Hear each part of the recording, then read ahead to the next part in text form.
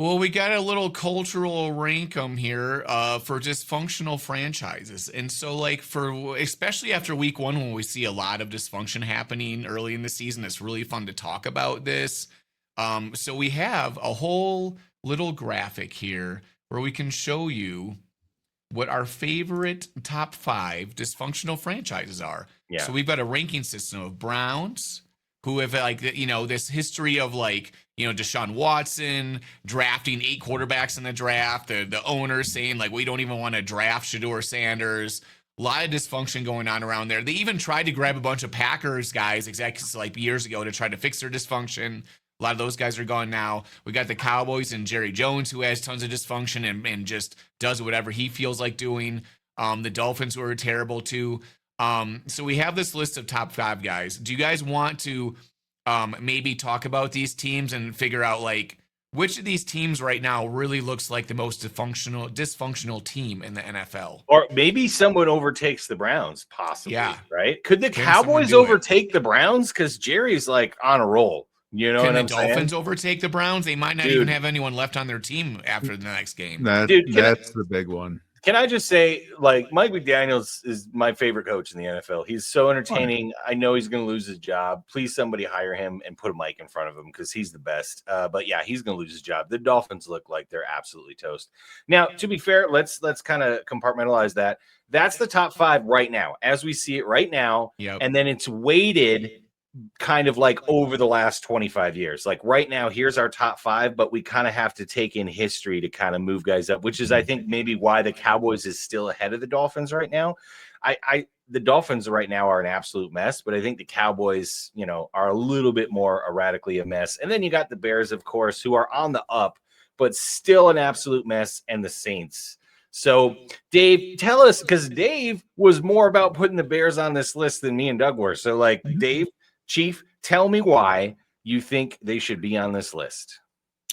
Again, I alluded to it earlier. Tyler Dunn had a really good behind the scenes where he talked to a lot of GMs. He talked to a lot of guys, insiders, people inside of the locker room, just to see what's going on with the organization. And they found out that the general manager, he's fantastic at kissing ass. He's never proven that he can scout anyone. If you want a general manager, you should at least have proven, in your time that, I can pick this guy out and that guy, and this guy's going to be great. He turns out to be great. In his time at Kansas City, he never proved that he could be a scout, that he could do anything. He got promoted simply because he was a drinking buddy, like kind of like Mike McCarthy, except Mike McCarthy is, actually knows how to call an offense. But he went to Jerry Jones and they had a drink and they had a good old time. And Jerry's like, "You're my guy." Yeah. And so that's kind of how Ryan Poles, that's how his career has gone. And it sounds like he's wonderful to the people above him in an organization, and he's crappy to anyone below him. And they even talk about the whole situation when he had everyone in his office and they're looking at tape for Caleb Williams and all of the other quarterbacks. When it came time to look at Drake May, all he showed were clips of Drake May struggling. So he said, "Oh yeah, this guy's a joke," and he's laughing about a potential somebody who could draft, and he was only showing bad clips and whatnot. And then one of the guys actually had the stones to speak up and said, "Hey, would you mind showing another game?" And all of a sudden, they see Drake May making NFL passes and whatnot, and the whole room went quiet because he could no longer play his bully ball and whatnot. Anytime Drake May did make a bad pass, then he'd jump on and say, "Oh man, that guy sucks." And they did the same thing, and he didn't even dare to show Jaden Daniels tape. Wow. Seriously? Wow. Seriously. Wow. Just because he's like, "No, that man, no, he ain't worth our time." And then Caleb, and they only showed highlights for Caleb Williams. See, that's not scouting. No. Dude, if you look at the draft last year too, taking Colson Loveland, taking Burden, like, you don't need those guys. You have a bunch of holes on your team. You went for like big name guys. Like, well, that like, go ahead. The Loveland is a question mark as to who the hell drafted him, but it does sound like part of the conversation was also that they realize that Ben Johnson is now calling the shots. True. This is no longer Poles. Poles had the decision to either, and this is the same situation that the general manager for the Jaguars had. when they brought in Duval to interview with the Jags to be the head coach, he talked to the owner, he talked to the GM, and he came in, and we now know that he said, hey, I want to take a wide receiver with the first pick. And the GM's like, no, everyone says that we have to go with this athlete, the D tackle out of Michigan. So Duval said, okay, I'm going back to Tampa Bay. So the GM was fired. So basically, it sounds like Ryan Poles was probably given that sort of an ultimatum. They're like, okay, you bring in this coach. He's the guy. You make him the guy. He calls all the shots. You get to keep your job. Otherwise, your ass is gone. Wow. Interesting. So, because historically, the Bears never would have taken anyone with the track record of all of being the head case that Luther Burden is. The ownership we didn't draft Jalen Carter because we knew he was a head case. We knew we don't want bad people. We don't want that image. That's one of the nice things, the only good thing that the McCaskies have done is they try to keep dicks out of there. We made some issues, lapses once in a while, but they made sure that we didn't take character flaws. So for them to now say, okay, we're going to take Luther Burden this high in the second, that shows that this is Ben Johnson calling the shots. He's now overstepping Ryan Poles, and he's now overstepping McCaskey. Oh, so he wants his guys because he's going to throw with his. So he has all the authority. No head coach has ever had the power like this since Dave Wannstedt. Ooh. Wow. Fortunately, I actually believe in Ben Johnson. I believe he has a track record. Dave Wannstedt was a drinking buddy. That's how he got promoted. And I can't stand that they had him on Fox for college football. We need a top 5 He's drinking a buddies list. Yeah, Wannstedt was not a great coach, but good mustache. Good mustache. Oh, fantastic mustache. The Tom Selleck All right. of the NFL. But so that's where the dysfunction lies. Is that it goes with the GM, it goes with the ownership and whatnot. The bright side is now we at least have a head coach who, he's calling the shots. But otherwise, we've fired GMs every 4 years. We fired coaches. We knew that we should have fired Flus because we're going to bring in a quarterback, and then we bring in an offensive coordinator who didn't even watch game film with him. It's the Bears suck. So as you can see, guys, like from our top 5, there's the Browns, there's the Dolphins, Bears, Cowboys on there as well. Now, our 5th team was the Saints. Now, the Saints have a few more postseason wins because of their one Super Bowl run, right? But, like I said, this is more weighted historically. The reason the Lions and the Commanders obviously aren't there, they're heading in the right direction, but historically they've been pretty bad. We almost put the Jags on there, but we felt like there was just enough normalcy in Jacksonville to kind of keep them off the list.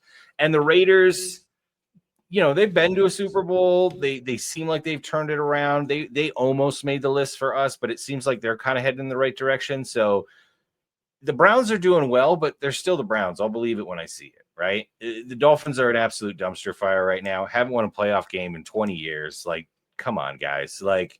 And then, of course, there's the Bears, 5th. Now, the Bears also made it to a Super Bowl, guys, in the last 25 years. And that's half of their playoff victories, right? Is that one season. So that tells you how bad they've been outside of that one good year that they actually made the Super Bowl. So, yeah, I think our list is pretty solid. I think right now it's got to be Browns still until they prove us wrong. Then Cowboys, then Dolphins, then the Bears, and then the Saints. Now, the Saints could overtake the Bears, I think, pretty easily. The Saints have made a lot of questionable decisions. Mickey Loomis has been in charge for what seems like 20 years. And, I think it literally has been 20 years. Yeah. And he kind of is like the CEO, oligarch, GM / everything. He kind of does a lot there. And I just don't think he's been drafting very well. And we were talking about it earlier. Like, that contract for Derek Carr was an absolutely horrendous idea.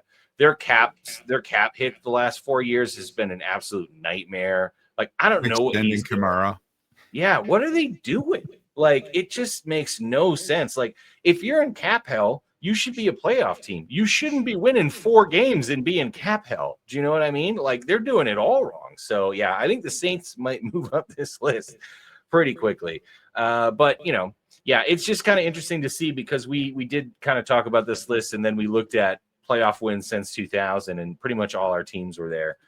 Is there anyone you want to talk about, Hype? Yeah, who do you think? Who do you think is going to get worse or better on this list, Doug? Can you guys hear me? Yeah, yep. I can hear you. Can you bring up the list one more time? Yeah, well, let's see. Hold on. Right here. Oh yeah, this is. Oh yeah, that's our list. Oh, there Yep, we go. sorry. Do. Yeah, there's a bunch of teams on here that like I think the Jets are something that we should think about too, because even though they've had a little bit of success, they always find a way to like screw it up. Like they even found a way to like let Rodgers beat them this last game. And yeah, you talk to anybody on the East Coast and all Jets fans just believe their team's going to screw up everything. In fact, they're almost most famous more than anything in their entire history of just screwing up the NFL draft. Right? Yeah. Like that's kind of what they're just known for. Like passing up, they're constantly passing up generational talent to pick like Ken O'Brien instead of Dan Marino, right? That kind of thing. Yeah. For their whole history. And they have been pretty bad lately. They had a run there in the mid, 2000s, 2010s and stuff where they were pretty good with Rex Ryan. Yeah, and but even then they were kind of dysfunctional. Rex Ryan, the craziness, the zaniness and stuff. Yeah. No, the Jets almost made this list. I think as of right now today, I still think they're a little less dysfunctional than the Saints or the Bears, but it's really close. It's really close. Yeah, that is a good call. The Jets are a good shout. One of the reasons why the Jets were good a couple of years ago was because their caricature name for an owner, Woody Johnson, he got promoted to be the ambassador to the UK by one of our presidents. So he had to go overseas. So he handed the reins over to his brother. Yep. And then his brother said, okay, I'm going to let the football guys make football decisions. Yeah. And all of a sudden their team started to get built up. And then somebody lost the election. So America got Woody Johnson back. And he's like, all right, I'm back, bitches. I'm at the reins. And, the dysfunction came. Who's best on Madden this year? Yeah, he lets his 16-year-old son make GM decisions. And he has a 16-year-old son. Guys, do you know how old Woody Johnson is? Just curiosity, top of your head. I think he's like 80. Yeah. And he has a 16-year-old son. He's like 70 something. So like, I don't think this guy's decision-making process is good in a lot of things. So let alone football. Yeah. All right. So there it is. So there's our 5 most dysfunctional teams. We are looking forward to week 2. Packers are 2-0. We got a nice rest. We got 10 days for everybody to get healthy. Jaden Reed, man, sorry about your collarbone, dude. Great catch. You're going to be okay. Yeah, you're going to be okay, man. Like, let's just stay healthy. Let's get Zach Tom healthy. Let's get Rick Banks healthy. Let's stay healthy and go beat the crap out of the most dysfunctional franchise, the Cleveland Browns. We probably just jinxed ourselves because we put them number 1. But I'm definitely looking forward to that week 3. But week 2 coming up. Yeah, I'm pretty excited. Here we go. This is where we really find out like who's who starting now. Week 1's a bit of a crapshoot. So this is really where it starts to show up. So I'm pretty excited. Yeah, it's where teams like are dealing with adversity. Everyone's got some injuries. Everyone's playing, now 3 or 4 different teams to measure up like who they really are. And coming into the season, I think when all of us did our predictions and stuff, and we like selected, wins and losses, there was a lot of teams that seemed very top heavy where they're obviously really good. The Chiefs, the Eagles, all this stuff, right? But now, beginning in this first couple of weeks, maybe some of that's up for debate now. Maybe things are moving around and there's going to be a lot more parity and a lot more surprises this year, which I think makes this season extremely exciting. Like we still don't really know who's going to be the top teams. No. What if the Colts are a top team in the AFC? That would be hilarious. That would be hilarious. And like, honestly, I need the Panthers to show up this week because I picked you guys to make the playoffs. Right? Like I thought I was smart, and you look like absolute trash week 1. So make me look smart. Don't make me look dumb. Go get me a W this week. All right, Panthers. All right. I'm picking the Colts to win this week and the Bears. This is offensive. Do you guys have any crazy offensive, like just crazy takes before we go into week 2? I mean, I don't, other than I still think the Panthers are making the playoffs. I'm not giving it up yet. I'm not giving up yet. Not yet. Dave, do you think the Bears can defeat the offensive line of the Lions? Their interior offensive line is very vulnerable right now. Do you think the Bears have a shot to win? I do. I think that with our secondary, I do think our pass rush is going to be better. It's going to be a lot of fun. I think there's going to be both teams is going to score in the 20s. It's going to be 21-27. All right. All right. You heard it here first. The Lions are going to be in last place in this and Moody's going to kick all of our field goals for us. Oh, God boy. damn it. I hate you, Poles. Why did you sign him? Way to pick up Moody. Good job, buddy. The Lions are going 0-16. You heard it here first on offensive. We'll see you guys next time. I didn't say that.